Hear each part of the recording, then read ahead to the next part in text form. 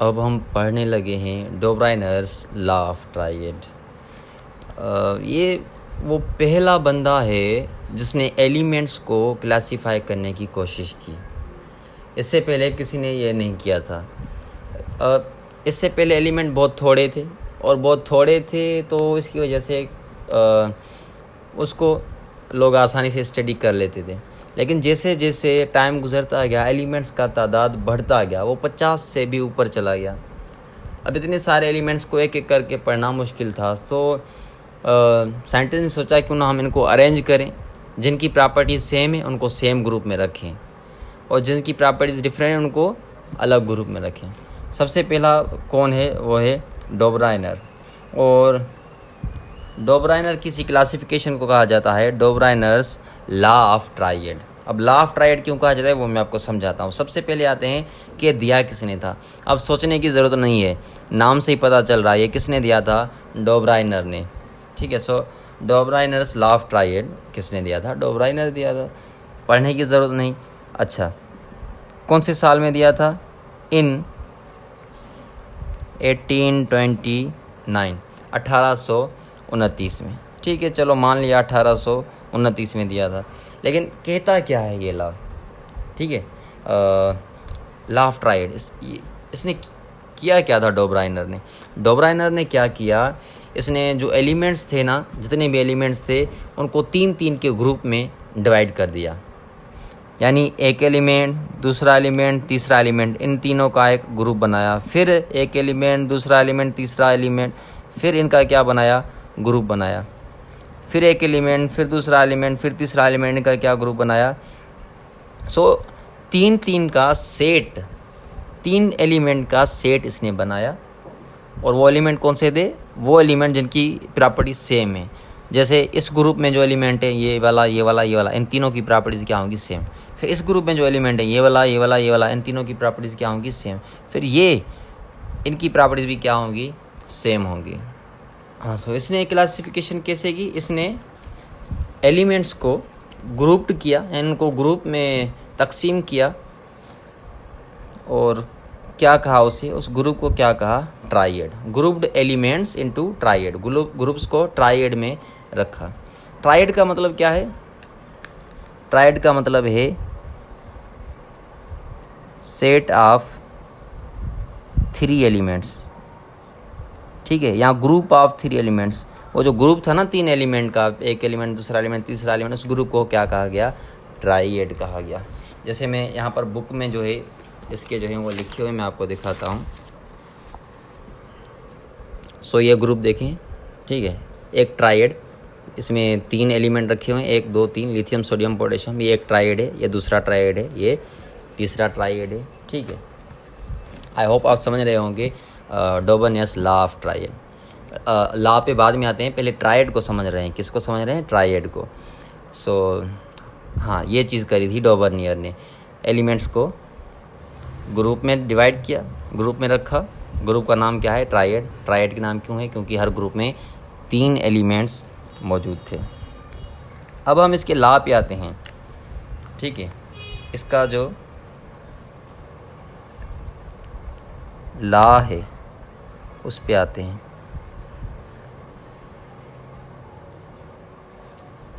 सबसे पहले मैं आपको समझाता हूँ इसका लॉ और डेफिनेशन में बाद में आते हैं।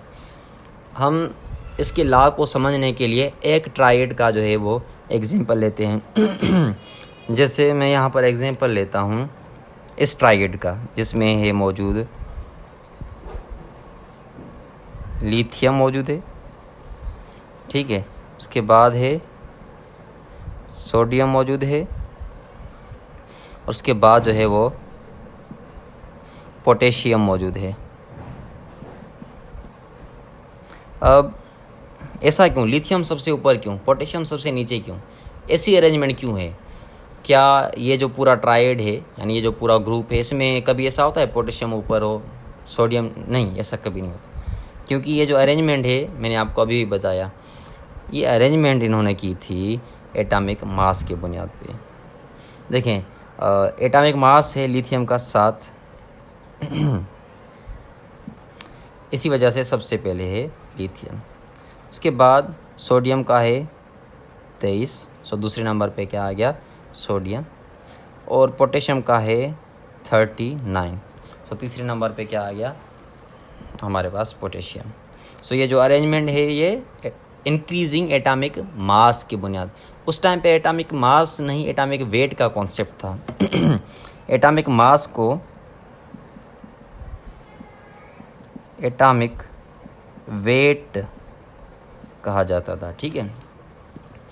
सो अभी हम 7 को एटॉमिक मास कहते हैं, लेकिन वहाँ उस टाइम पे एटॉमिक वेट कहा जाता है। कोई मसला नहीं, सेम ही जो है वो बात है, ठीक है। सो इसका लॉ क्या कहता है?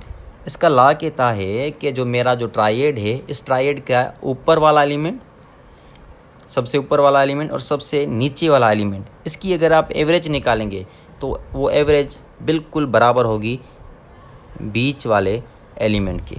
जैसे मैं अब लिथियम और पोटेशियम की एलिमेंट एवरेज निकालूं, इन दोनों की क्यों? क्योंकि इसने अपने लॉ में यही कहा था कि सबसे ऊपर वाला एलिमेंट और सबसे नीचे वाला एलिमेंट। सो सबसे ऊपर वाला एलिमेंट का जो एटॉमिक वेट है वो 7 है, एवरेज निकालनी है। पोटेशियम का कितना है 39 है। एवरेज निकालने के लिए दोनों को क्या करेंगे प्लस करेंगे। क्यों प्लस करेंगे? क्योंकि एवरेज इसी तरीके से ही निकाली जाती है। पता नहीं पेन को भी क्या हो जाता है, क्योंकि यहाँ पर 2 नंबर हैं, ये वाला नंबर और ये वाला नंबर, तो हम इसे डिवाइड भी 2 से ही करेंगे, ठीक है। सो 39 और 7 कितने होते हैं? 39 और 7 होते हैं 46। इसे डिवाइड करना है 2 के साथ, तो 2 की टेबल 2 पे 1 मरतबा, और यहाँ पर 4 पे कितनी दफ़ा लगेगी 2 की टेबल 2 दफ़ा लगेगी, और 6 पे कितनी दफ़ा लगेगी 3 दफ़ा लगेगी। सो जवाब क्या आया 23। सो जो एवरेज है, एवरेज कितनी आई 23 एवरेज आई, और एवरेज बिल्कुल बराबर है किसके? एटॉमिक वेट के, सोडियम के एटॉमिक वेट के। यही है डोबर्नियर का लॉ ऑफ ट्राइड। डोबर्नियर कहता है अपने लॉ में कि कोई भी ट्राइड लें और ट्राइड के सबसे ऊपर वाला जो एलिमेंट है और सबसे नीचे वाला एलिमेंट है, इन दोनों के एटॉमिक दोनों के एटॉमिक वेट की अगर आप एवरेज निकालेंगे तो वो एवरेज एग्जैक्टली या उससे थोड़ा कम वो बराबर होगी किसके? बीच वाले एलिमेंट के एटॉमिक वेट के साथ। ये जैसे ये एवरेज और ये एटॉमिक वेट दोनों क्या हैं? बराबर हैं। आई होप इसका जो है वो लॉ ऑफ ट्राइड आप समझ रहे होंगे। सो बाकी की मैं लिख नहीं रहा, मैं आपको यहाँ पर दिखा देता हूँ। ये दूसरा ट्राइड है, इसमें है क्लोरीन, ब्रोमीन और आयोडीन। क्लोरीन का मास है 35.5, आयोडीन का है 126.5। अब 35 और 126 की अगर आप यहाँ पर क्या निकालेंगे, अच्छा यहाँ पर लिखी हुई है, एवरेज निकाली हुई है। सो अगर एवरेज निकालेंगे इन दोनों की, एवरेज निकालने के लिए क्या करना है? दोनों को प्लस करना है, प्लस करने के बाद 2 के साथ डिवाइड कराना है। ऐसे ही निकालते हैं एवरेज, अगर आपने मैथ्स में पढ़ा होगा तो जवाब क्या आता है 81, और इसका एटॉमिक वेट कितना है 80 है। यहाँ पर 81, यहाँ पर क्या है 80, यानी ऑलमोस्ट जो है वो सेम ही है, ठीक है, थोड़ा सा फर्क आ जाता है।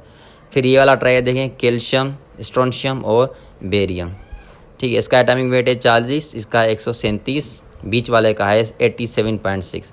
अब एवरेज निकालेंगे, एवरेज निकालने के लिए 40 और 137 दोनों को प्लस करेंगे और 2 से डिवाइड करेंगे, जवाब आया 88.5, और यहाँ पर है 87.6, यानी थोड़ा फ़र्क है, एक का ही जो है वो फ़र्क है। हाँ, अब आते हैं इसके फेल्यूर पे, ये फेल क्यों हुआ? हालांकि इसका लाभ वर्क भी कर रहा था, प्लस में इनकी प्रॉपर्टीज़ भी सेम ही थी। फेल क्यों हुआ? फेल इस वजह से हुआ कि क्योंकि ये हर एलिमेंट के लिए ये लॉ अप्लाई नहीं हो रहा था। कुछ ही ऐसे एलिमेंट्स थे जो, जैसे ये बुक में मिसाल दिए गए हैं 3, ऐसे कुछ ही एलिमेंट्स थे जिन पे ये लॉ काम कर रहा था, बाकियों के लिए ये काम नहीं कर रहा था। यानी एवरेज निकाल रहे थे तो वो बीच वाले के, अगर ऊपर वाले और नीचे वाले की एवरेज निकाल रहे थे तो वो बीच वाले के एटॉमिक वेट के बराबर नहीं आ रही थी। इसकी आ रही, इनकी आ रही, दूसरों की बात की, उनके नहीं आ रही थी। सो सबके लिए काम नहीं कर सका, इसी वजह से ये क्या हो गया, फेल हो गया। लेकिन इसकी एक अच्छी बात ये थी कि शुरुआत हुई एलिमेंट्स को क्लासीफाई करने की। सो इसने पहले अटेम्प्ट की, ये अच्छी बात थी। उसके बाद दूसरे जो साइंटिस्ट है उन्होंने भी कोशिश करी।